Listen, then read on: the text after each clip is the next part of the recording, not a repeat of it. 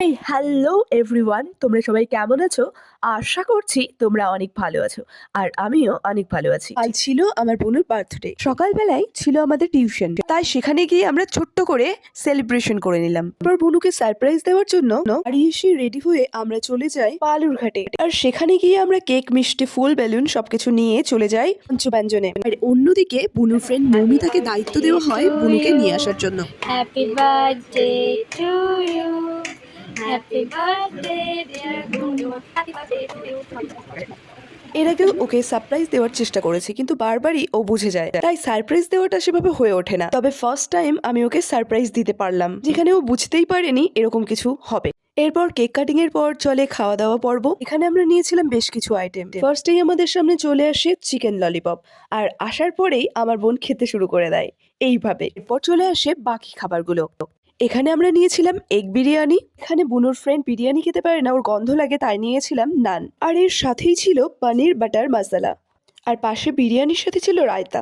এরপর চলে ভুড়ি ভোজ। এসব খেয়ে তো আমাদের পেট একবারে ভরে যায়। আর তারপর আমরা চলে যাই বাড়ি। এখানে আমি নিয়ে নিয়েছি মৌরি আর মিষ্টি দানা। খেয়ে আমরা চলে যাই আরেকটা দোকানে, যেখান থেকে আমরা নিয়ে নিই একটা স্প্রাইট। এরপর সবাই মিলে স্প্রাইট দিয়ে গলা ভিজিয়ে নিয়ে বুনুদেরকে তুলে দিই টোটোতে। এরপর আবার আমরা মিষ্টির দোকান থেকে একটু মিষ্টি নিয়ে চলে যাই বাড়িতে।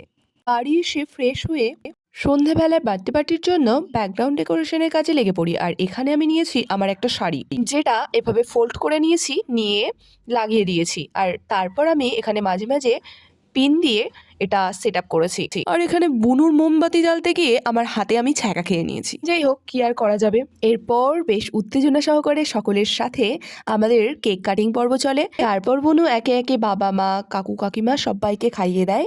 এরপর চলে ক্রিম মাখার পর্ব, যেখানে আমি একজনকে আর কি সবাইকেই ক্রিম মাখিয়ে দিই আমরা সবাই। তারপর এখানে ডান্সিং পর্ব চলে, ওই আর কি যেই সেই। আর এখানে তো একজন ক্যামেরার সামনে এসে তারপর এখানে জামাইবাবু আর শালি মিলে কে কতক্ষণ তাকিয়ে থাকতে পারে সেই খেলাটা খেলছিল। যদিও সেখানে আমার বোনু মিষ্টি হেরে গেছে। পর রাত্রিবেলা শেষে আবার চলে খাওয়া দাওয়া, ওই আর কি লুচি, পায়েস, ঘুগনি। এবার দিন আমাদের পাড়ায় এখানে রাসলক্ষ্মী পুজোর আয়োজন করা হয়েছে, তো সেখানে একটু চলে গিয়েছিলাম। তারপর এখানে বুনু আর ভাই মিলে গিফট ওপেনিং করছে।